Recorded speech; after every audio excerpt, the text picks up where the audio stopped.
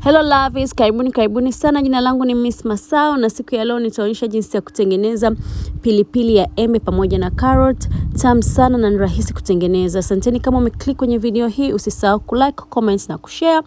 Pia msisahau kusubscribe, ni bure, na pembeni kuna kikengele, naomba ubonyeze kengele hicho ili uweze kuwa notified muda wote ambao nitakuwa nikipost, which is Tuesdays and Sundays.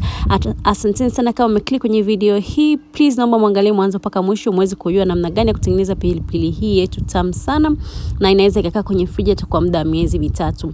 Asanteni sana kuklik kwenye video hii and let's get straight into the video.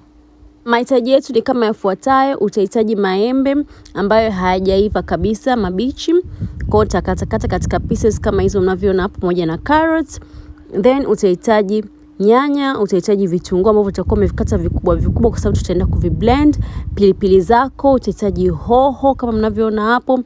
Pia utahitaji vitunguu swaumu. Kwa hiyo cha kwanza utakachokifanya, utamimina hizi hoho, carrots, pilipili zetu. Utaweka pilipili kulingana na nyingi au chache kulingana na wewe unapenda pilipili yako iwe na ukali sana au iwe na isiwe kali sana.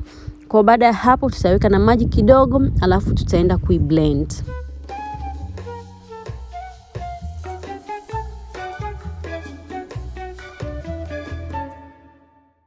Wakati unasaga pilipili yako, hakikisha unaweka na kitunguu swaumu. Mimi nilikuwa nimesahau, lakini haina shida, nitaviweka sasa hivi. Kwa hakikisha umeweka kitunguu swaumu chako, umesaga pamoja paka pale vitakapokuwa vimelainika kabisa, ndipo utaanza sasa kufanya step inayofuata. Utachukua sufuria yako, utaweka jikoni, utawasha jiko lako, alafu utaweka mafuta ya kula ya kutosha. Approximately nimeweka kama vijiko 4 vya mafuta kwa sababu pilipili inahitaji mafuta ya kula ya kutosha. Au kama unatumia frampeni pia ni sawa. Baada ya hapo mafuta yako yakishapata moto, utaweka zile carrots pamoja na maembe ambayo ulikuwa umeshakatakata, alafu utaanza kuyakaanga paka pale itakapoanza kupata brown kwa mbali, ndipo sasa tutaendelea na step inayofuata.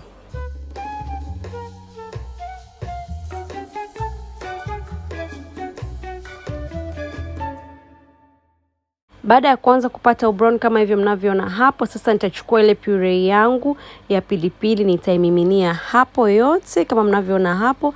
Nitamimina puree yangu, nitakoroga vizuri kabisa ili ianze kuchanganyika pamoja na haya maembe pamoja na mafuta, then tutaanza kuweka viungo vyetu.